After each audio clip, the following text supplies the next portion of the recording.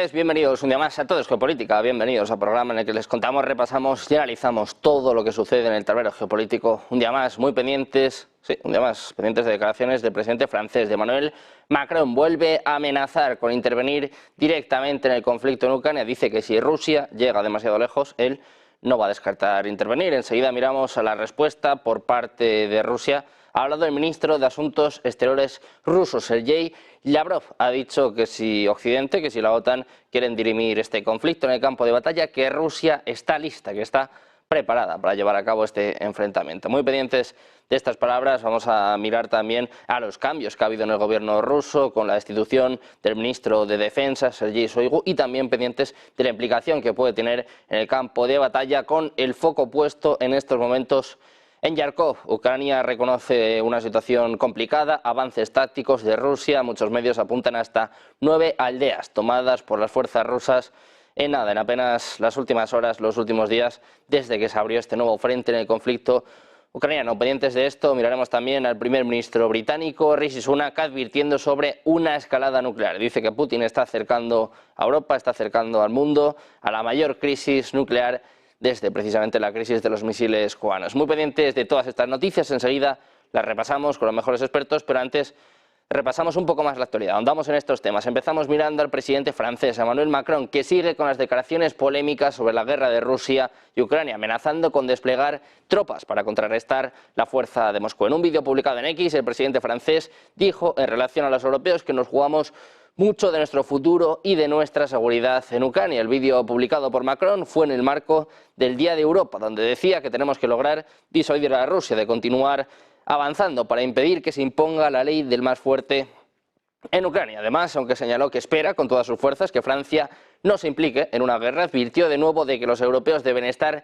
listos para enfrentar a Rusia. Decía Macron, hace falta ser disuasorio y creíble frente a nuestros adversarios y decirles que si van demasiado lejos y amenazan nuestros intereses y nuestra seguridad, no excluyo intervenir. El presidente francés ha alertado ya en varias oportunidades durante los últimos meses sobre esta hipótesis, la de que los países europeos tengan que meterse directamente en la guerra de Ucrania si el frente de ese país se derrumba. Pendientes de esto, precisamente, del posible envío de tropas de la OTAN en Ucrania, miramos a la respuesta del ministro de Asuntos Exteriores ruso, Sergei Lavrov. Ha subrayado este lunes que Moscú está dispuesta a chocar con Occidente en el campo de batalla de Ucrania, si eso es lo que ellos quieren. En declaraciones textuales decía Lavrov que es su derecho, que si quieren resolver el conflicto en el campo de batalla, entonces será en el campo de batalla. Es lo que ha comentado durante una reunión del Consejo de la Federación. Mientras tanto, hablando de la conferencia de paz en Suiza, que tendrá lugar en junio, los días 15 y 16, el funcionario ruso mencionó que excluir a Moscú del evento parece algo así como reprender a un niño en la escuela. Pendientes de las tensiones entre Rusia y la OTAN, miramos también a lo que sucede en el campo de batalla. El Estado Mayor de las Fuerzas Armadas de Ucrania ha reconocido hoy que las tropas rusas están logrando éxitos tácticos en Kharkov tras semanas de intensos bombardeos sobre la región y después de que el presidente ucraniano, Volodymyr Zelensky, dijera que habían logrado repeler una ofensiva terrestre a gran escala. En su parte, están apuntando a que en el frente de Kharkov las operaciones siguen siendo complejas y cambiantes. Así comienza un comunicado del ejército ucraniano, en el que informa de que las tropas rusas han lanzado una veintena de operaciones de asalto sobre la región, de las cuales 14 continúan actualmente en activo. Rusia ha lanzado una gran ofensiva por la ciudad fronteriza de Vovchansk, de la que querrían hacer una zona de amortiguamiento y evitar así incursiones ucranianas en territorio ruso, algo así como lo que se está llevando a cabo últimamente en Belgorod. El Estado Mayor ucraniano ha admitido que actualmente Rusia ha logrado avances tácticos, dice que a pesar de las importantes pérdidas que ha estado sufriendo, ha sido capaz de desplegar hasta 5 batallones más en su intento por hacerse con la ciudad de Vovchansk. Muy pendientes de lo que ocurre en Kharkov, de las amenazas de Macron, también de las palabras del ministro de Exteriores ruso, Sergei Lavrov. Empezamos a analizar estas cuestiones de la mano de los mejores expertos. Tenemos a Adrián Celaya, presidente de K Group. ¿Qué tal, Adrián? Muy buenas tardes. Hola, ¿qué tal? Encantado de estar con vosotros y con mis compañeros, como siempre. Igualmente, Adrián, un placer tenerte una semana más. Tenemos a José María Viñals, director del Máster en Relaciones Internacionales del IEB. ¿Qué tal? Muy buenas, José María, buenas tardes. Hola, buenas tardes. Encantado por aquí con los compañeros también. Igualmente. Y presentamos por último a Miguel Ángel Temprano, experto geopolítico y geoeconómico. ¿Qué tal? Miguel, muy buenas. Muy buen día. ¿Qué tal? Muy buenas tardes a todo el mundo. Un placer teneros a los tres por aquí. Si te parece, Miguel, empezamos ya contigo sin más dilación. Miramos de nuevo a las palabras del presidente francés, de Emmanuel Macron. No es la primera vez que lo hemos escuchado hablar en estos términos, tiene pinta de que no va a ser la última, pero se siguen sucediendo los mensajes de este tipo, alertando sobre todo a los ciudadanos europeos y diciendo pues, que si la situación continúa así, quizás la única solución para Europa sea enviar directamente tropas a Ucrania. Es una cuestión que tú has descartado muchas veces, Miguel, pero que se sigue poniendo sobre la mesa y sobre todo que sigue poniendo sobre la mesa el presidente francés Emmanuel Macron. No sé cómo valoras este tipo de comentarios y qué viabilidad tienen, si en algún momento es posible que Europa, que la OTAN termine enviando tropas a Ucrania. Mira, por suerte, nada por lo que tenga ganas de tener razón, pero por suerte hasta ahora he tenido razón, pero solamente por suerte, y digo por suerte para todos porque creo que las consecuencias de que que la OTAN enviase tropas, y cuando digo tropas no que mandase equipos de apoyo o inclusive comandos de operaciones especiales, no lo considero como tal, y 100 unidades es una cantidad irrisoria, pero bueno, que enviase sería un problema porque podría acabar esto realmente mal. Yo sigo diciendo que Macron lo que está buscando es dos cosas. Lo primero, ser una voz, la voz que antiguamente era Merkel por Europa, dado que el actual canciller alemán pues, es gris en todos los sentidos, y luego como una segunda cosa, el que la guerra de dialéctica no sea una guerra propagandística única y exclusivamente de Putin y que haya una voz europea. Espero seguir teniendo razón, pero no por el hecho de tenerla, sino porque lo otro nos llevaría a unas consecuencias que creo que nadie desea. Pues José María, más allá de la razón, quiero preguntarte un poco en este caso por tu intuición. ¿Qué sensación tienes? Si crees que es una posibilidad, y también quiero preguntarte por qué incide tanto en este tipo de mensajes el presidente francés Emmanuel Macron. No sé qué está buscando, disuadir a Rusia, no sé, enfadarla aún más. ¿Qué está buscando Macron? Bueno, yo creo que la probabilidad de que envíen tropas hoy por hoy es reducida, sin perjuicio de que puedan pasar cosas y por la concentración de tropas y concentración de recursos y de armamento, podría pasar cualquier cosa en cualquier momento. Eso es cierto, y por lo tanto no se puede descartar que podamos llegar a ese escenario. No sé yo hasta qué punto otros miembros de la Unión Europea u otros miembros de la OTAN secundarían a Francia, y tampoco sé el apoyo interno que tendría el presidente Macron si hiciera realidad este tipo de anuncios o este tipo de titulares, ¿no?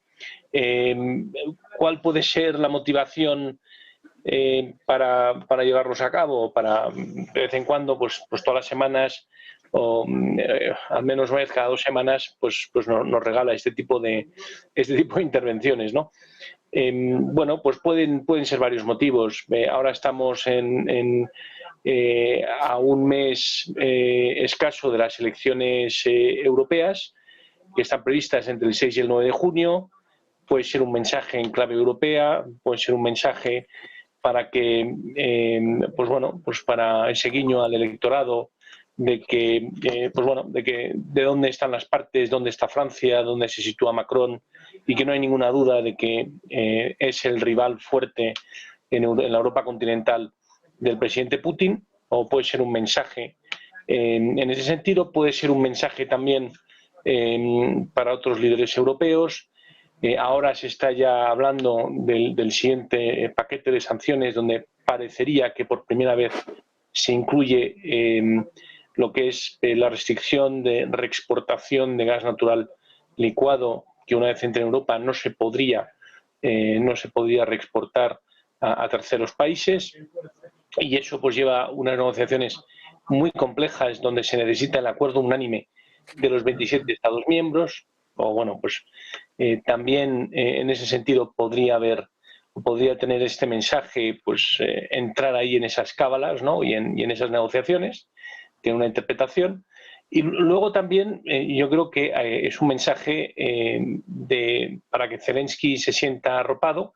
Dentro de unos días, en principio, se aprueba el siguiente paquete de ayudas a Ucrania. Ucrania necesita estas ayudas para mantener el frente, y también, pues oye, de este tipo de manifestaciones, pues también vive Zelensky, ¿no? Que puede presumir de de apoyo internacional, y Francia pues no deja de ser uno de los países más importantes del mundo, es uno de los miembros del Consejo de Seguridad de las Naciones Unidas y por lo tanto tiene derecho de veto, está al nivel de Estados Unidos, de China o incluso de Rusia.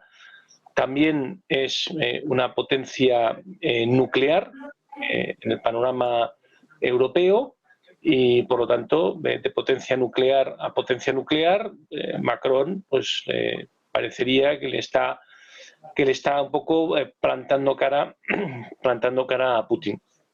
Luego pueden haber muchos mensajes. Y no olvidemos que hasta hace unos días el presidente Xi estuvo de visita oficial en París y bueno, y también pues entiendo que será también un aviso a navegantes dentro del contexto en el que se ha producido la reunión y donde, por supuesto, no cabe ninguna duda, pues habrán hablado de Ucrania y de la situación en el frente. Y finalmente, a tener en consideración a la hora de valorar estas manifestaciones, pues esos intentos de intentar llegar a un acuerdo en Suiza sin la presencia de Rusia, que Rusia se ha tomado como algo, como una afrenta grave, pues bueno, en el marco de esas negociaciones, pues se hacen estas declaraciones para un poco intentar contener el conflicto de forma geolocalizada en lo que es la parte oriental, la parte más del este y del sur de Ucrania. Entonces, bueno, yo creo que hay que hacer un análisis un poco más en 360 porque realmente puede tocar muchos palos estas manifestaciones de Macron. Adrián, pues esta misma cuestión te quiero trasladar. ¿Cuál es tu análisis en torno a estas palabras de Emmanuel Macron, que no son nuevas, porque bueno, pues ya ha avisado sobre esto en muchas ocasiones, pero sigue insistiendo?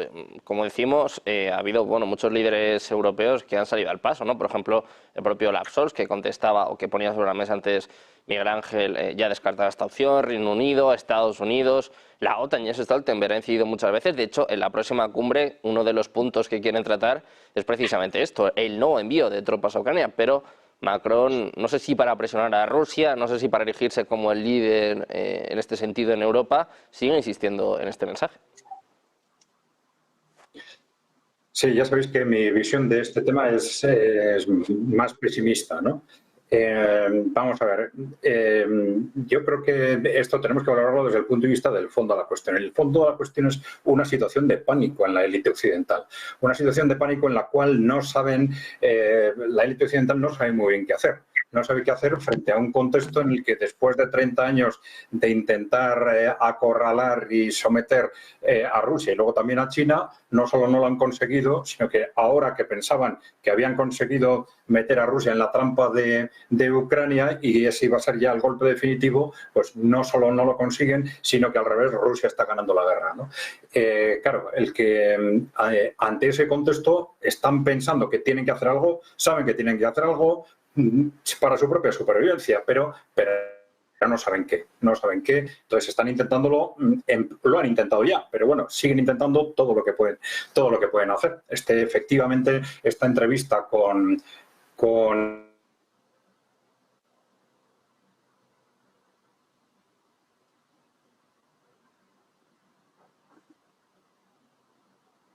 Enseguida seguimos con estas palabras de Adrián Celaya. Nos estaba explicando precisamente la situación en torno, pues a este discurso por parte del presidente francés, Emmanuel Macron, que pues ha insistido ya muchas veces en esta cuestión. También hay que tener en cuenta pues que en poco más de un mes van a tener lugar las elecciones europeas. Él está en una situación complicada, más o menos igual que Sunak, que ya vimos el varapalo, ¿no?, que le han supuesto estas últimas elecciones, estas últimas encuestas. Pues Macron también ve como, en este caso, Marine Le Pen le está pisando los talones e intenta, pues, de alguna forma, pues, ganar peso, ¿no?, coger algo de fuerza.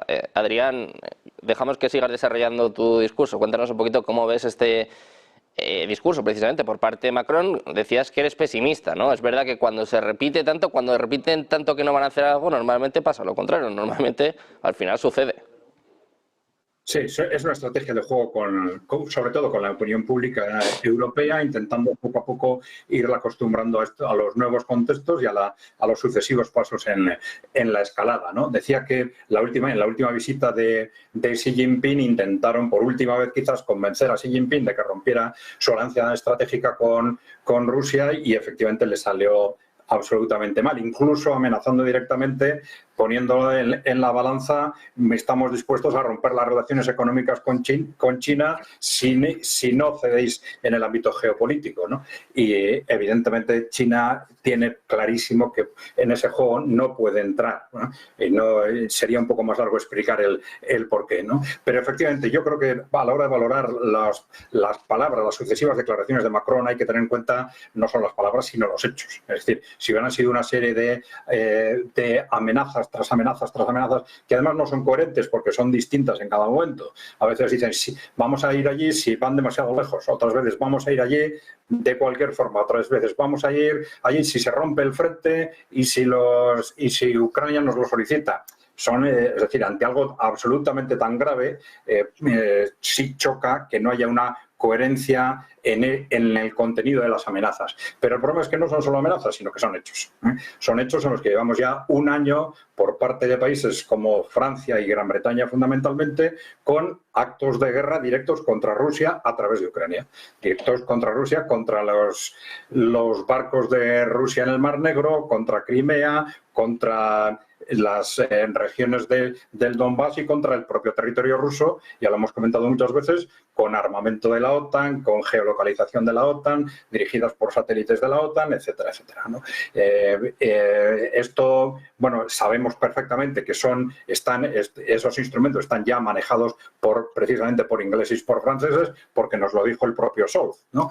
Entonces, si estos países realmente quisieran evitar a toda costa un enfrentamiento internacional, una guerra europea, no harían ese tipo de acciones. Sería lo último que se haría si realmente se quiere evitar a toda costa ese conflicto. Sabemos también que hay tropas, primero escondidas como mercenarios, y que hay tropas regulares de la OTAN y de Francia en concreto, que ya hay tropas en Ucrania, de la Legión extranjera en concreto, que se reconozca o no se reconozca así, es otra cosa, pero ya sabemos que están como primer paso. Entonces estamos ante una serie de declaraciones que responden a esa voluntad, digamos, de movilización progresiva de la opinión pública europea y también, de ser posible, de intentar conseguir el máximo consenso entre otros países, junto a otros países de la OTAN, para dar los siguientes pasos.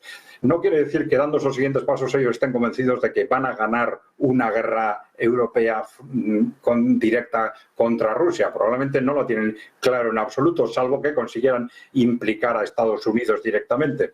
Pero es que están pensando que no tienen otra vía, no tienen otro recurso para salvar su futuro, vamos a decir, político o económico, ¿no? Y yo creo que el contexto, no solo las declaraciones repetidas de Macron y también de otros líderes europeos, porque no es solo Macron.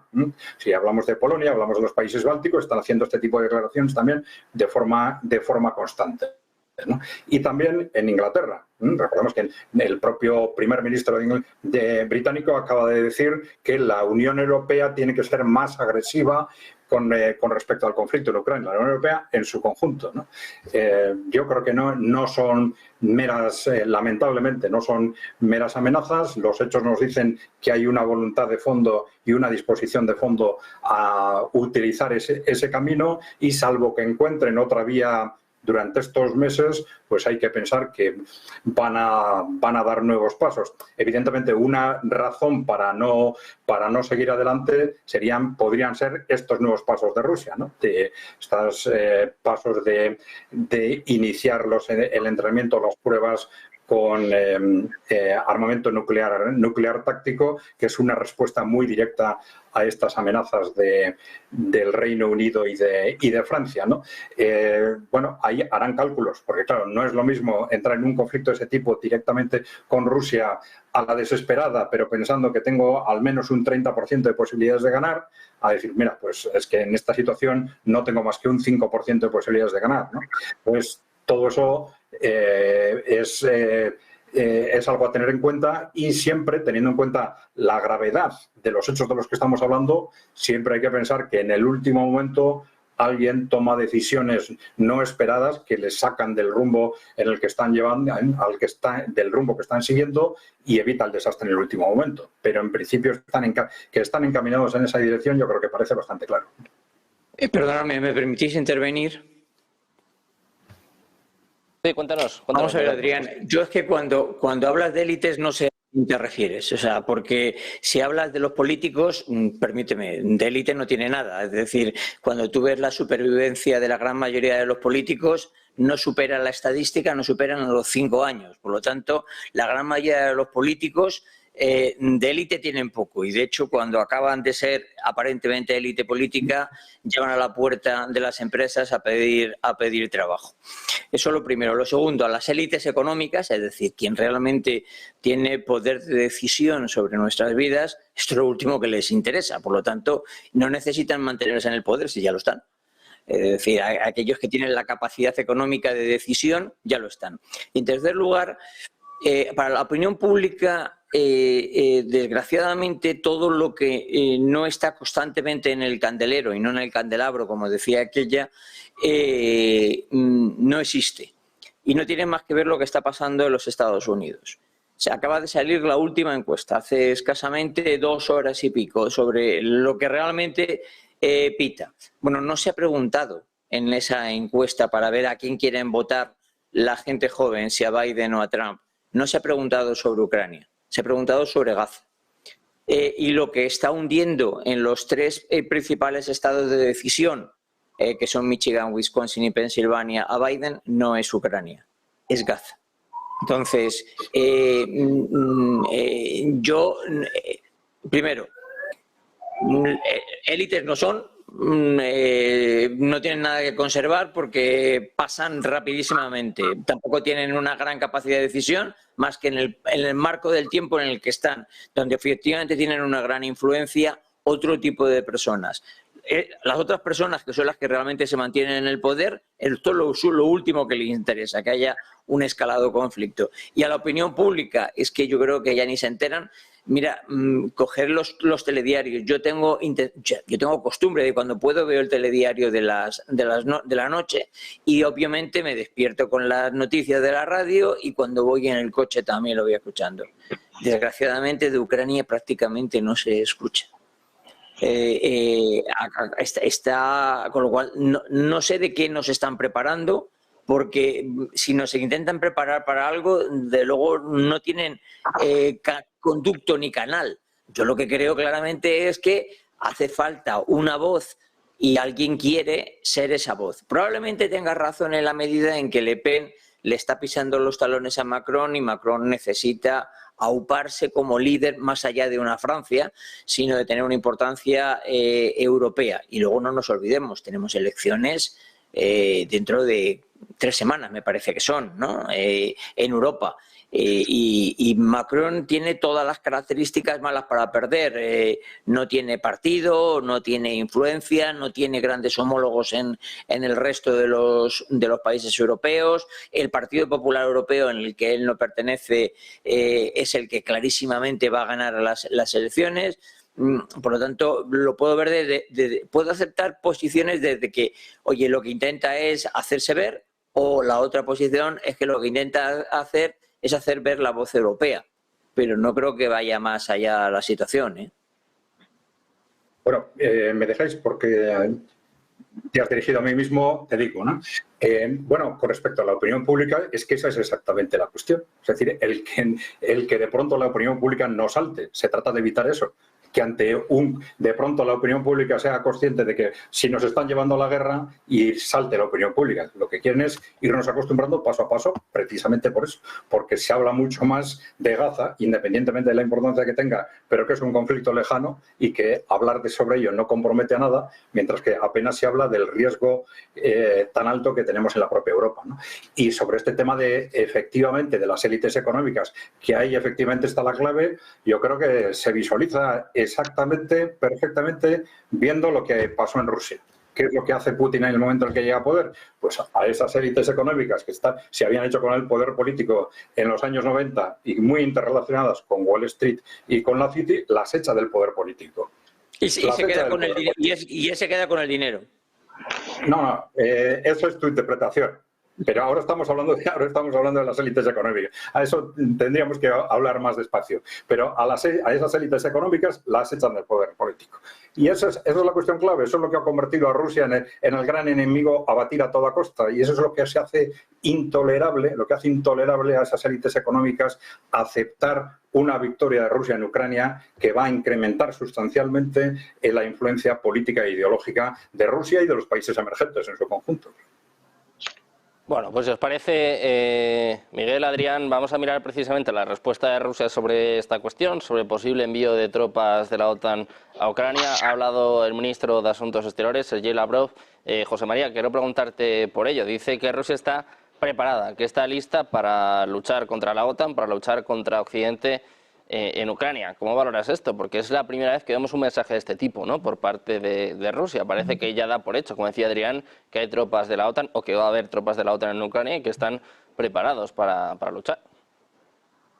Bueno, yo creo que Rusia lleva anunciando desde hace tiempo que en el caso de que el conflicto se expanda, que ellos están preparados y que además cada vez que hacen estas manifestaciones enseñan o abren la puerta para que veamos y nos asomemos a lo que es su arsenal nuclear y arsenal balístico, que por ahora pues no han utilizado porque han estado sujetos a unas normas no escritas de la guerra típicas y habituales de un conflicto geolocalizado, ¿no? Entonces, bueno, Rusia en ese sentido pues ha luchado con una serie de recursos, pero ha luchado también siguiendo también unas reglas no escritas. En el caso de que la OTAN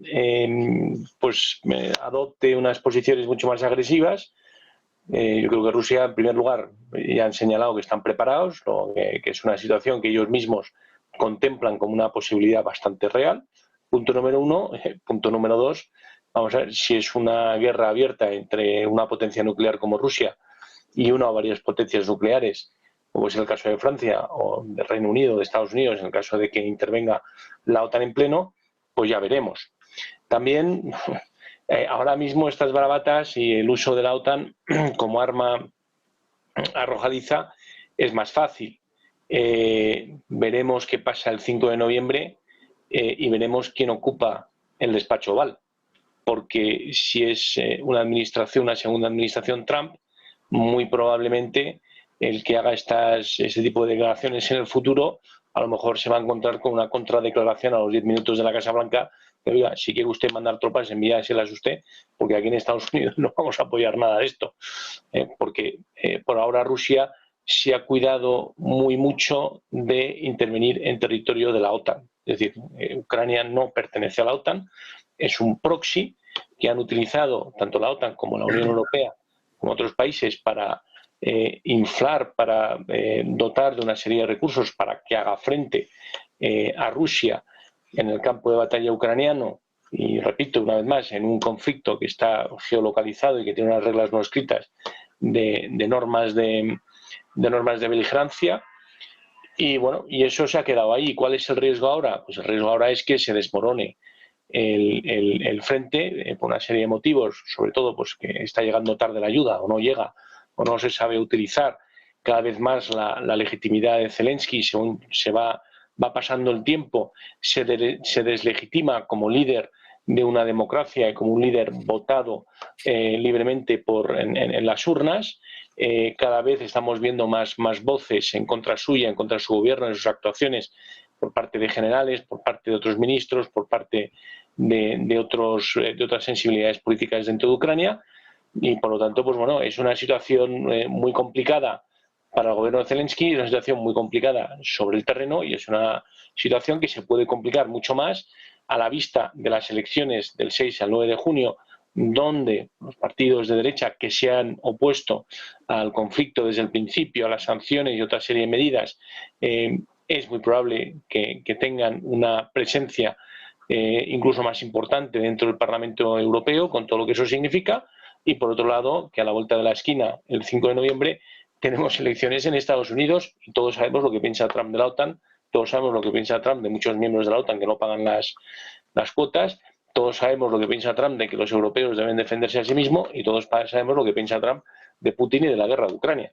Entonces, bueno, habrá que ver si en estos próximos meses que quedan hasta esa fecha electoral hay suficiente consenso entre los dos grandes partidos norteamericanos, entre demócratas y entre republicanos, para poder aprobar algún tipo de apoyo a Ucrania que sea y que sobreviva a una posible administración Trump. Recordemos que el apoyo de los casi 60.000 millones de dólares que se acabaron de aprobar en la Cámara de los Representantes tuvieron un amplio apoyo de los dos partidos y que fue el presidente de la Cámara Baja, de la Cámara de Representantes, quien lo que hizo fue dilatar la decisión sobre ese paquete en la Cámara Baja porque lo sacó del orden del día por una serie de motivos y lo único que hizo fue dilatarlo. Pero había un consenso que venía del Senado con una mayoría amplia y que se repitió otra vez en la Cámara de los Representantes. Podría haber también un apoyo bipartisan que llaman ellos, a un paquete aprobado por el Congreso que esté o que vaya más allá de una contraorden del presidente de Estados Unidos. La respuesta es sí. ¿Hay voluntad política para hacerlo en año electoral? Eso ya es otra cosa. El Partido Republicano querrá cerrar filas con Trump y si tiene que hacer algo, tiene que aprobar alguna de estas medidas, tendrá que hacerlo también cuanto antes. Entonces, bueno, va a haber muchos movimientos y yo creo que estas declaraciones de Macron hay que estudiarlas porque tocan muchísimos palos y están habiendo, y este año es un año de muchos cambios y es un año que va a definir en lo que son, al menos, podríamos decir, el próximo lustro. Los próximos 4 o 5 años van a venir definidos por lo que voten en las urnas en Estados Unidos, lo que votemos en las urnas los europeos, y si así lo dispone el gobierno de Zelensky, quizá nos llevemos una sorpresa si dejan votar a los ucranianos. Es un año de muchos cambios, de muchos movimientos, como bien dices, José María. También ha habido movimientos en el gobierno ruso. Quiero preguntarte por esto, Miguel Ángel. Te quiero preguntar sobre las dos cosas, sobre las palabras de Lavrov diciendo que están listos para una batalla en Ucrania, una batalla con Occidente, como el cambio del ministro de Defensa ruso. Ha relevado a Sergei Shoigu, algunos dicen que es por el estancamiento en Ucrania, otros dicen que es pues básicamente para llevar a Rusia a una economía de guerra, cuando bueno, en realidad ya llevan así bastante tiempo. Quiero preguntarte por estas dos cuestiones, Miguel, ¿cómo ves tanto las palabras de Lavrov como el cambio del ministro de Defensa ruso? Vamos a ver, lo primero es situar el ejército ruso. Lo que pueden hacer el ejército ruso, yo creo que todos lo sabemos. El problema del armamento nuclear, el que sea táctico o estratégico, es la única cosa que cambia fundamentalmente es la distancia a la que atacar. Pero la debacle, el desastre que organiza, todos lo sabemos. Se estima que tienen 2.000 cabezas nucleares y que, bueno, para destruir Europa no necesitarían más allá de 25 o 28 cabezas nucleares. Por lo tanto, imaginémonos. Es decir, poco hay que estudiar sobre el tema para saber que el valor del ejército ruso o el potencial del ejército ruso en capacidad destructiva con armamento nuclear es absoluta. Todo lo que nos quieran contar unos u otros da exactamente igual. En fuerzas, realmente, en capacidad militar no nuclear, el ejército ruso, digamos que después de lo que ocurrió de la caída de la Unión Soviética, es un ejército relativamente pequeño, del tamaño de aproximadamente el inglés, con un armamento que dista mucho de, en una guerra no nuclear, poder hacer absolutamente nada, no digo ya contra el ejército americano, sino inclusive contra los ejércitos europeos, mandados por el ejército francés y inglés. Pero es que esa batalla no se va a producir, porque el día que se produzca, ninguno de los dos bandos puede perder. Utilizarían el botón nuclear. Entonces se había acabado absolutamente todo. Por lo tanto, yo creo que la bravata que hagan unos u otros hay que verla como tal, como una bravata dentro de una imagen pública o lo que le queramos llamar. Y ahí podemos hablar de Macron, que puede tener unos intereses, o vamos a hablar de Lavrov, que puede tener otros intereses. Y siempre dentro de una imagen interna, no externa, no de cara al otro, porque de verdad todos sabemos lo que va a ocurrir si hay un conflicto nuclear. Dicho eso, ¿por qué sustituye al ministro de Defensa? Yo cuando lo veía me hacía esta pregunta. Yo no soy capaz de contestarla, no tengo realmente ni idea. Que vayamos a una economía de guerra, pero si ya están en una economía de guerra. Digamos que están saliendo de la economía de guerra porque al principio con las sanciones las sanciones de Occidente, que siempre nos decían que eran lo máximo, y siempre había otro máximo y otro máximo, que nunca ha sabido dónde estaba, y al final pues descubrimos que, por ejemplo, España compra más gas ruso del que compraba antes. Pues imagínate con lo de las sanciones, cómo nos reímos, ¿no? ¿Qué ha querido hacer? Yo tampoco creo que hay que verlo más allá. Puede ser desde una mirada rara del ministro a Putin y que no le haya gustado, a que busque cualquier otro tipo de interpretación. Pero el régimen ruso, donde hay realmente unos mandamases que se van a establecer por el resto de los días, hasta que mueran, pues me parece que cualquier interpretación que queramos hacer es baladí. No tenemos ni idea, porque yo creo que muy poca gente, yo por lo menos no conozco absolutamente a nadie que tenga hilo directo con Putin y que además del hilo directo le cuente por qué hace las cosas. Yo creo que da exactamente igual. Sé que no tienes un hilo directo con Putin, pero te quiero trasladar también esta cuestión. ¿Por qué crees que se ha producido este relevo, ¿no? en cuanto al ministro de Defensa ruso? Algunos hablan también de corrupción, no tanto por parte de Shoigu, sino por parte del número 2, que sí que es cierto, bueno, pues que se ve inmiscuido en algún asunto de este tipo. Algunos hablan, bueno, pues del inicio, ¿no?, de esta ofensiva de verano, pues que igual piensa que la va a ejemplificar mejor Bosulov. Cuéntanos un poquito cómo ves este cambio y cómo puede afectar al conflicto en Ucrania. Hablábamos antes de estancamiento, pero enseguida hablamos de lo que sucede en Yarkov, donde estamos viendo avances muy serios, ¿no? Hasta 9 aldeas se habla de que ha tomado ya el ejército ruso. Vamos a ver, porque yo conozco a los ejércitos no los manda una persona. Para eso están los cuarteles generales, donde intervienen muchísimas personas, y no solo del primer, sino del segundo y del tercer nivel. Una línea de frente de 1000 y pico kilómetros no la dirige un señor que se levanta por las mañanas y dice una cosa o dice otra. Y las líneas estratégicas las puede determinar o no alguien, pero al final, cuando hay que llevarlas a la práctica, las lleva un grupo de personas. Que Putin no esté contento con el avance y que piense que cambiando al líder del ejército va a cambiar a toda la cúpula del cuartel general, bueno, pues a lo mejor. Que quiera mandar una imagen al pueblo ruso de que, bueno, pues que hay un cambio. Que haya corrupción, bueno, vamos a ver, el nivel de corrupción que hay en Rusia es brutal. Es brutal, tan brutal como que aquel que no le apoyaba y que se había hecho rico con él, pues le apetecía tirarse desde un 8º piso, como hemos visto todas las veces. Es decir, porque además a todos les apetece tirarse por la ventana. Entonces, insisto, creo que los motivos reales son completamente desconocidos, y que habrá tenido algún motivo, obviamente que habrá tenido algún motivo, pero que creo que es inescrutable. Adrián, a ti también te quiero trasladar esta cuestión. ¿Cómo ves el cambio, el relevo de Shoigu? Sí, bueno, lo que es el relevo de Shoigu en sí mismo no es realmente una sorpresa. Bueno, estamos primero en el contexto de un nuevo gobierno, con lo cual los cambios de unas u otras personas son relativamente habituales y normales. Pero en el caso de Shoigu era un caso con el que más o menos se contaba. Era un hombre, Shoigu, impopular, independientemente de los hechos reales. La verdad es que era impopular en la población, en los cuadros políticos y en el propio ejército. Ha habido otra sorpresa, porque la sorpresa ha sido que su sustituto no haya sido un militar. porque se manejaban distintos nombres sobre posibles alternativas a Shoigu y, sin embargo, se ha decidido nombrar a un economista de primer rango, con una alta responsabilidad en las políticas económicas de Rusia en los últimos años, pero al final un economista, ¿no? Y esto puede resultar en sí mismo sorprendente, ¿no?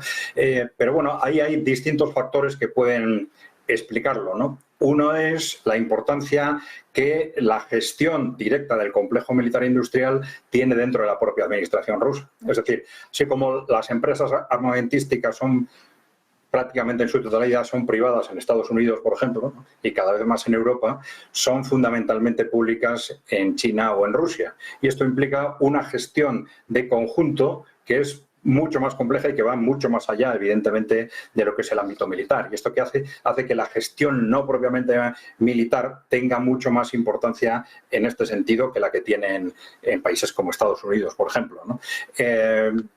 Por otra parte, el perfil en concreto de Belousov está muy ligado dentro de las políticas económicas a las estrategias de muy largo plazo, ¿no? Entonces, esto puede estar relacionado con una perspectiva de la guerra actual como una guerra prolongada, como algo que puede prolongarse en el tiempo, que tenga en cuenta la dimensión que ha alcanzado al final el presupuesto de defensa en Rusia como consecuencia de las altísimas inversiones en los últimos años, y están haciendo una y otra vez referencia a la relación entre este nombramiento y la necesidad de acelerar el ritmo de innovación en la industria militar también. Bueno, puede ser una confluencia de funciones o de razones que hayan llevado a ese giro, que es lo más sorprendente, de un responsable estrictamente militar a un responsable economista. Porque sí es importante destacar también que lo que era la cabeza propiamente militar del Ministerio de Defensa se va a mantener. Gerasimov, el autor de la conocida doctrina Gerasimov, se va a mantener como cabeza militar, ¿no? Y por otro lado, que a Shoigu no desaparece, sino que se le ha nombrado a un puesto de una relevancia muy alta, que es secretario, es cabecera del Consejo de Seguridad, que es dentro de los servicios de seguridad rusos, es un puesto de primer nivel. Con lo cual no hay una pérdida de confianza, es otra cuestión, ¿no? Probablemente en los términos que hemos comentado. Más se trata de dar una perspectiva estratégica a la gestión del Ministerio de Defensa en la relación fundamentalmente entre el ámbito militar y el ámbito del ámbito productivo, digamos. Pues pendientes de estos cambios en el gobierno ruso, vamos a mirar también a los cambios que se están viendo en el frente, en el campo de batalla. Como venimos diciendo desde el viernes, el foco está puesto en Yarkov, en esta ofensiva rusa que apunta, bueno, pues a abrir un nuevo frente. El foco está puesto en Vovchansk, como contábamos antes, hasta 9 aldeas tomadas ya por las fuerzas rusas en este asalto, la segunda ciudad más grande de Ucrania. José María, quiero preguntarte por esto, ¿cómo ves esta nueva ofensiva por parte de Rusia y si es el inicio de la ofensiva de verano de la que muchos alertaban?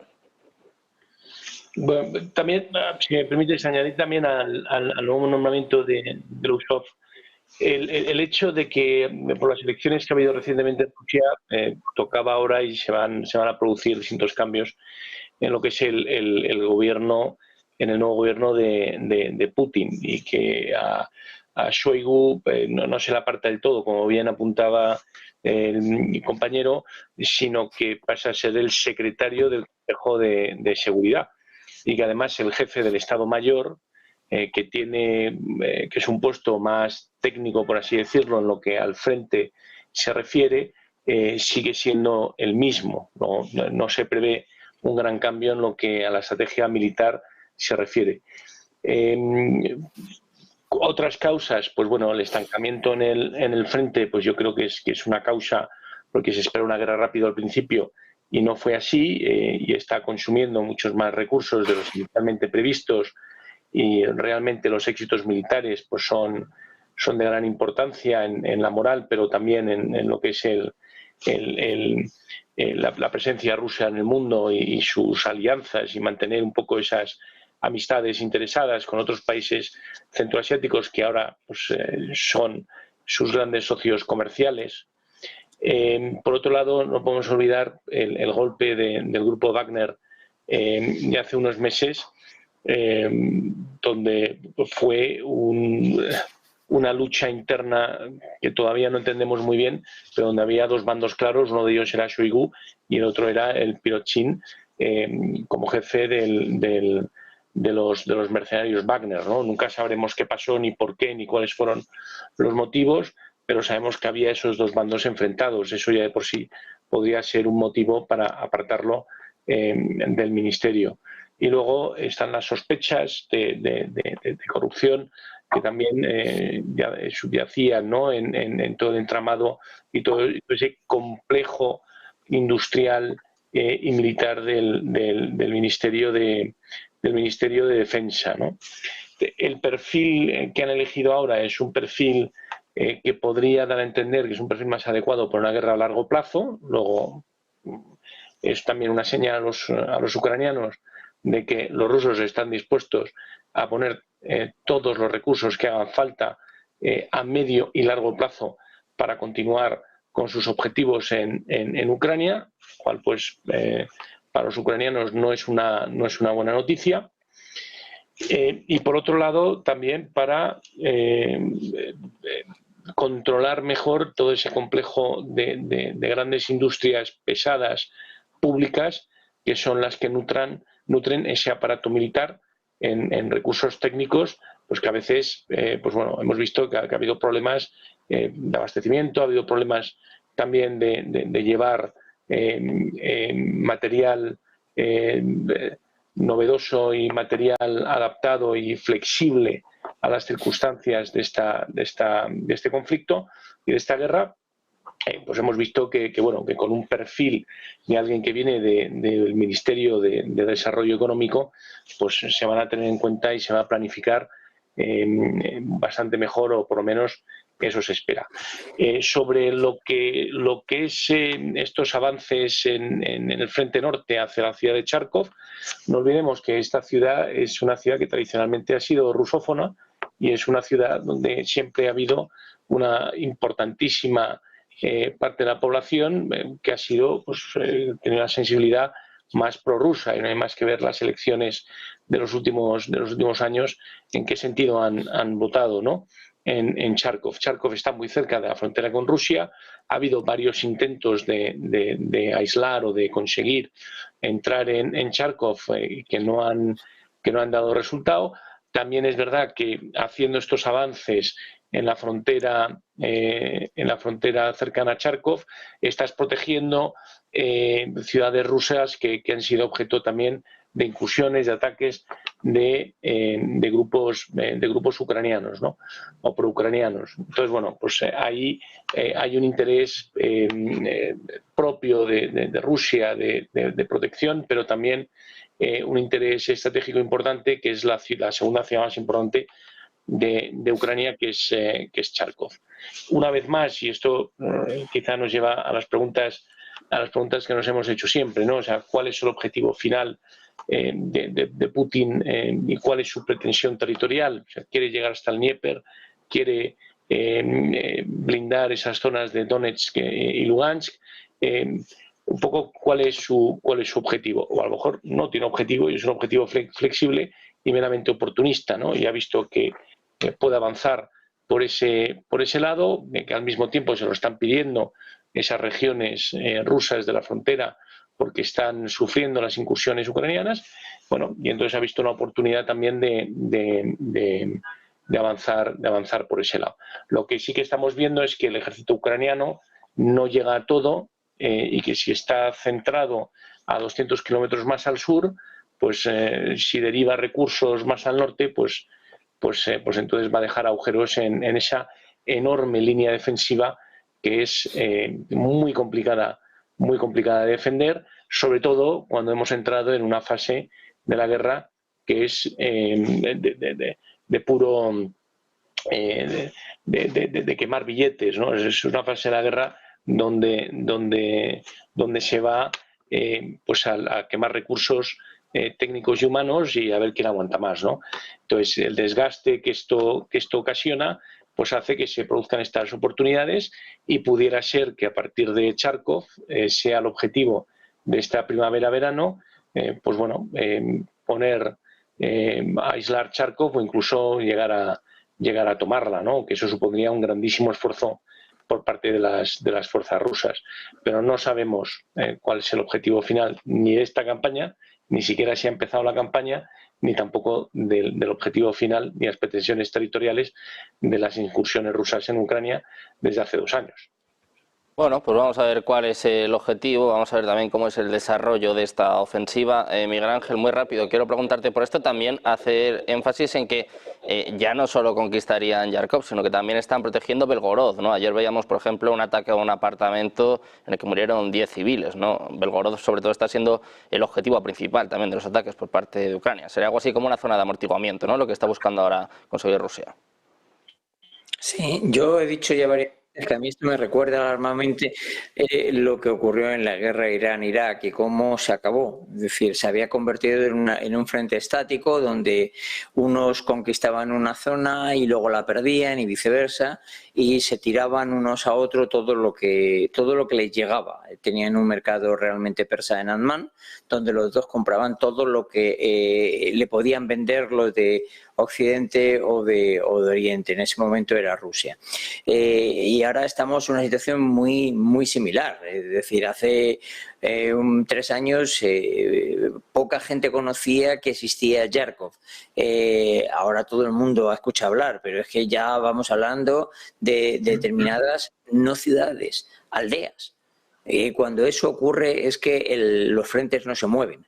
Y si no se mueven es que no hay grandes avances. Lo acabas de definir clarísimamente. Esto es una guerra ya de quemar billetes. Igual que ocurrió en la de Irán-Irak. Al final era comprar y consumir, comprar y consumir, comprar y consumir. Claro, por el camino hay muchas pérdidas humanas que ocurren en uno y en otro ejército, pero yo tengo la sensación de que antes o después, no sé si dentro de 6 meses u 8, porque las líneas del frente no van a cambiar de una manera sustancial, tiene que ser el preámbulo de algún tipo de acuerdo. Pues vamos a ver si hay algún tipo de acuerdo. Adrián, para terminar, quiero preguntarte a ti también tu opinión sobre esta ofensiva en Yarkov y hasta dónde puede llegar, si puede ser también el preámbulo del ataque a Odessa, que puede ser uno de los objetivos finales de Putin. Sí, bueno, yo creo que el contexto, yo diría que efectivamente es el de, o ha sido hasta ahora, el de una guerra de desgaste, pero claro, las guerras de desgaste pueden terminar en un contexto en el que los dos, pues probablemente como sucedió entre Irak e Irán, que los dos se desgasten de forma similar y acaben en tablas, o que suceda lo que está sucediendo en Ucrania, que es un desgaste progresivo enorme hasta un hundimiento casi del ejército y de la sociedad ucraniana y un fortalecimiento progresivo del ejército ruso, con lo cual estamos ya en una situación ya muy cerca al colapso por parte del ejército ucraniano. De hecho, ya pequeños colapsos se están produciendo a todo lo largo del frente y esto se está transmitiendo a pequeños avances. Efectivamente, como decíais, no son grandes avances, pero son avances pequeños, continuados, aprovechando precisamente esta creciente debilidad o esta creciente divergencia en las fuerzas de unos y otros, ¿no? Lo que se ha hecho en Yarkov es, al final, lo que sabemos es abrir un nuevo frente. Y eso en sí mismo ya tiene sentido, independientemente de alejar a las fuerzas ucranianas de Belgorod, hacerles más difícil el ataque a territorio ruso, pero en sí mismo el abrir un nuevo frente cuando ya el ejército ucraniano está tan debilitado es en sí mismo tremendamente importante. Para ir a defender el frente de Kharkov ya tienen que estar desplegando fuerzas de otros territorios que a su vez hacen más fácil que vayan perdiendo territorio en esos frentes y efectivamente el aceleramiento en un frente pues empuja el aceleramiento en el otro. Es decir, ese despliegue, esa extensión del frente que están provocando los rusos, pues ahonda en esa aceleración del debilitamiento de las fuerzas ucranianas y en esa cada vez mayor diferencia de fuerzas entre unos y otros. Otra cosa es que además hay otros objetivos que ya son fáciles, no son fáciles de